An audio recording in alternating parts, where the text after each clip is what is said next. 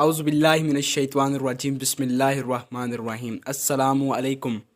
दोस्तों, एक बार फिर मैं आपको अपने यूट्यूब चैनल तिब की दुनिया में वेलकम करता हूं।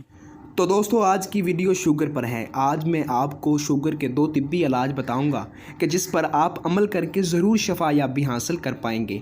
लेकिन वीडियो शुरू करने से पहले मैं आपसे एक रिक्वेस्ट करना चाहता हूं कि प्लीज़ मेरे यूट्यूब चैनल तिब की दुनिया को ज़रूर सब्सक्राइब करें। अगर वीडियो पसंद आए तो लाइक करें और अपने दोस्तों के साथ भी ज़रूर शेयर करें।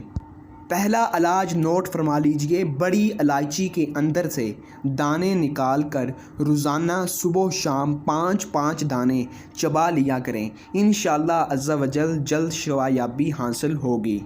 दूसरा इलाज नोट फरमा लीजिए।